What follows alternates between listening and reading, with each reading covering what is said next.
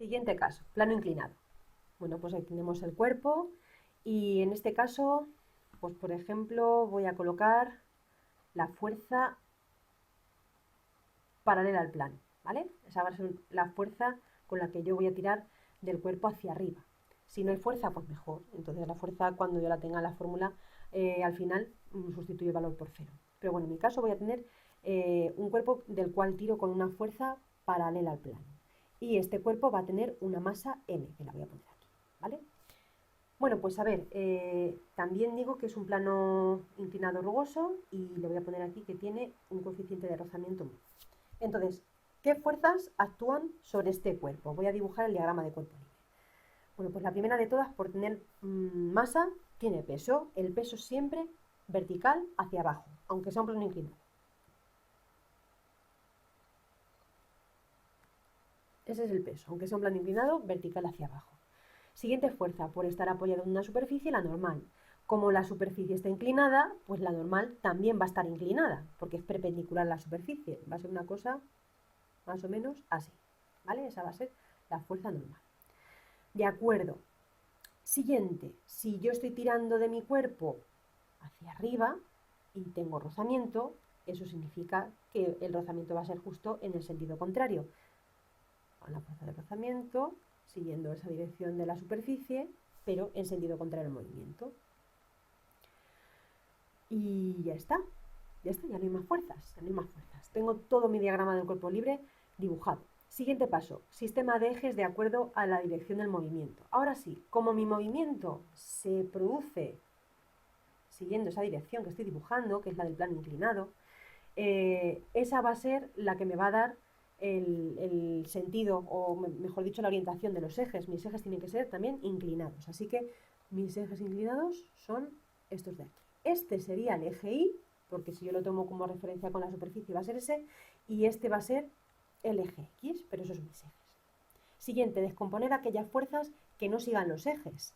La fuerza es horizontal según el eje, la fuerza de rozamiento también es horizontal según este sistema de ejes, la normal es vertical y la única fuerza que no sigue el sistema de ejes es el peso. En los planos inclinados lo normal es descomponer el peso en sus dos componentes. Voy a hacer como antes.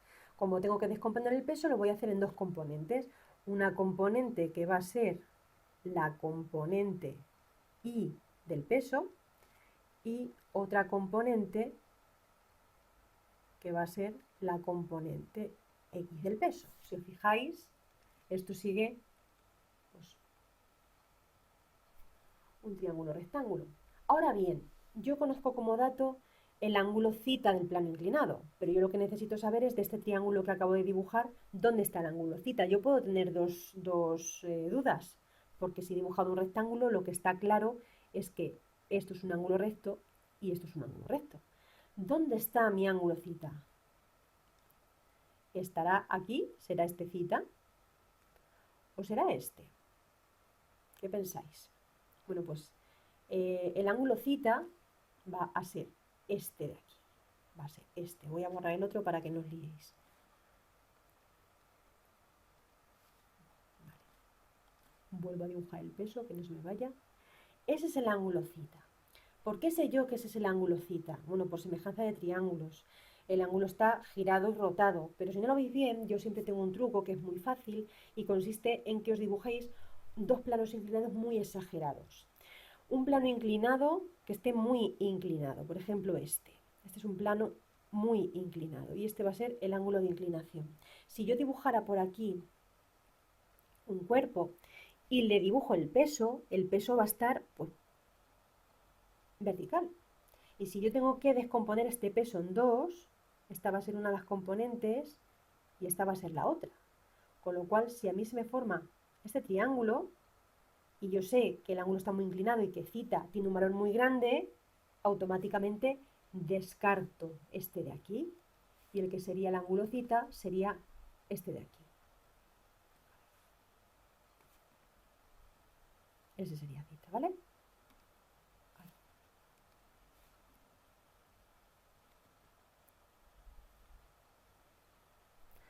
Si soy capaz de pintarlo, pues mejor.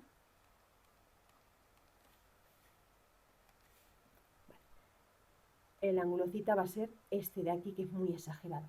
Y en el caso contrario, me voy a dibujar un plano inclinado que sea muy poquito inclinado, prácticamente que fuera horizontal, ¿vale? Este de aquí.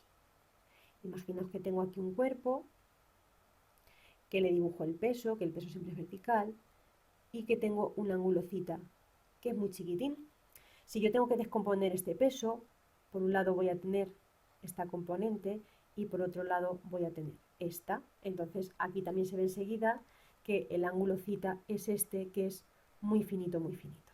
¿Vale? Entonces, si no tenéis claro cuál es el ángulo θ, dibujároslo, porque si me dan este de abajo, coincide con este. En el enunciado pueden tener mala idea y darme el de arriba. Vosotros siempre cerciorados de cuál es ese ángulo, ¿vale? Voy a borrar esto. Total, que ya tengo, ahora sí, ya tengo dibujado el ángulo θ para poder descomponer el peso. Lo mismo de antes, voy con la componente x del peso. Conocida la hipotenusa, es decir, conocido P, porque no es que me la hayan dado como dato, pero yo como recordatorio pongo aquí que el peso se calcula como mg y que la fuerza de rozamiento se calcula como por normal. Como yo soy capaz de calcular m por g, porque m es un dato y g también, la hipotenusa de este triángulo que es P la conozco. Entonces, como la componente x, si os fijáis, la puedo trasladar de aquí a aquí, es la misma, sería lo que es el lado opuesto al ángulo. Lado opuesto al ángulo es el seno. Pues esto sería hipotenusa por el seno del ángulo θ. Y ahora voy con la componente y del peso, lo mismo, conocida la hipotenusa que es P, la puedo calcular. Esta de aquí sería el lado contiguo a ese ángulo, lado contiguo coseno. Ya tengo las dos componentes del peso, ahora sí que tengo todas las fuerzas siguiendo los ejes. Por lo tanto, ya puedo ir al último paso, que es aplicar la segunda ley de Newton, pero en cada uno de los ejes. Voy a hacer lo mismo de antes. Primero voy al eje Y y luego voy al eje X porque es más cómodo. Entonces, eje Y por un lado y eje X por el otro. Empiezo con el eje Y. Eje Y es sumatorio de fuerzas, ¿dónde? En el eje Y. Es igual a fuerzas a favor menos fuerzas en contra. Fuerzas a favor del movimiento menos fuerzas en contra del movimiento. Fuerzas a favor menos fuerzas en contra. Y esto es igual a masa por aceleración del eje. ¿Qué ocurre?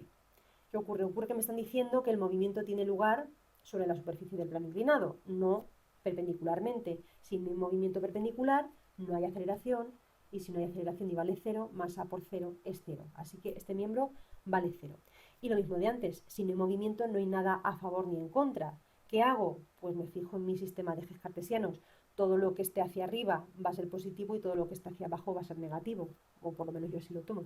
Entonces, cojo todas las fuerzas que sean verticales y las que vayan apuntando hacia arriba las pongo como positivas y las que vayan apuntando hacia abajo las pongo como negativas. Positiva hacia arriba, la normal. Vamos a ver. Normal. ¿Alguna que vaya hacia arriba? Ninguna más. Menos. Fuerzas en contra, fuerzas que vayan hacia abajo. La componente y del peso, pues peso y. Y esto es igual a cero. ¿Qué quiere decir esto? Que como tengo equilibrio de fuerzas, se cumple que la normal es igual a la componente y del peso. Por dejarlo en función de datos reales, porque PI es una cosa que no sé, PI es lo mismo que decir P por coseno del ángulo y P es mg. Así que la normal va a ser igual a mg por coseno del ángulo. Esto sí que son datos reales de mi ejercicio. Y me reservo esta ecuación porque después me va a hacer falta. Eje X, vuelvo a aplicar otra vez la segunda ley de Newton. Sumatorio de fuerzas en el eje X es igual a fuerzas a favor menos fuerzas en contra. Y esto es igual a masa por aceleración en ese eje, en el eje X. Vamos a ver qué tengo. Ahora sí, si esto se mueve hacia arriba, porque esto se está moviendo en esa dirección, todo lo que apunte para allá son fuerzas a favor y todo lo que esté en sentido inverso son fuerzas en contra. Entonces, fuerzas a favor. F es una fuerza a favor. ¿Hay alguna fuerza más a favor? No, no hay ninguna fuerza más a favor. Menos, fuerzas en contra. Tengo dos. tengo la fuerza de rozamiento y tengo esta en verde, que sería la componente del peso. El peso va a hacer que el cuerpo se deslice.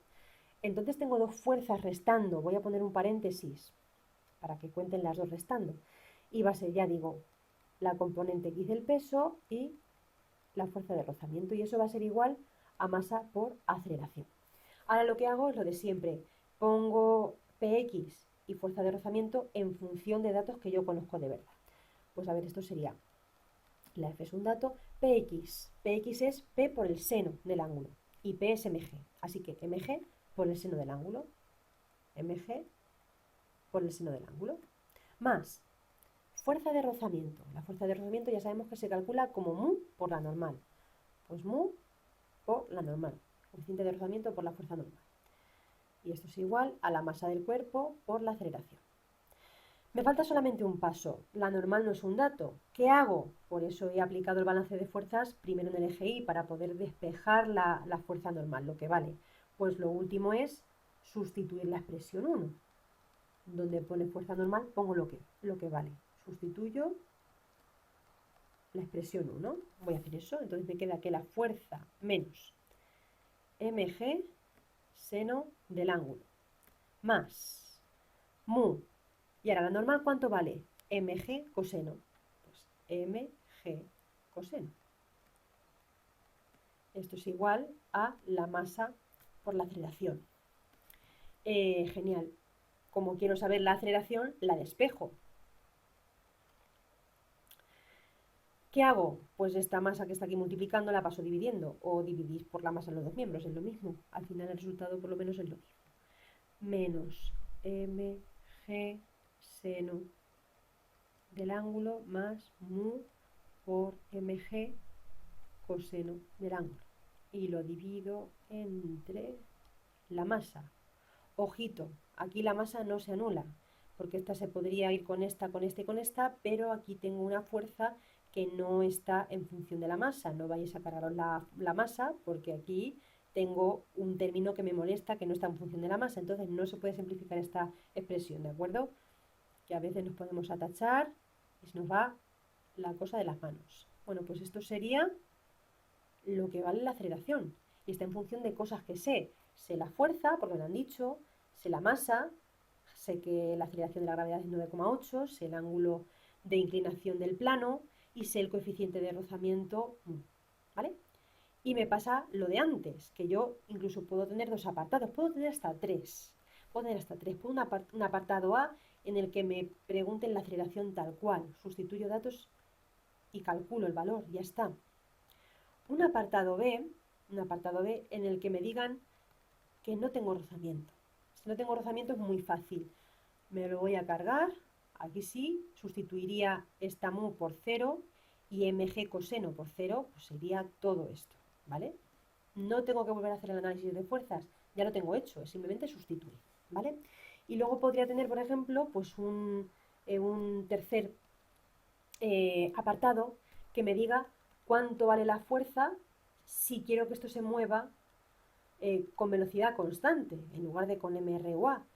Entonces aquí lo que tendría que hacer es que la condición, ya la hemos visto, de mRU es que la aceleración vale 0. Pues en esta misma expresión lo que haría sería sustituir esta aceleración, la voy a poner en otro color, esta aceleración que valga 0, y entonces conocería todo menos el valor de la fuerza, la despejo y ya está. Es mucho mejor trabajar con letras, ¿vale? Si nos habituamos es mucho mejor porque me ahorro muchas cuentas y mucho tiempo. Vamos con el siguiente caso.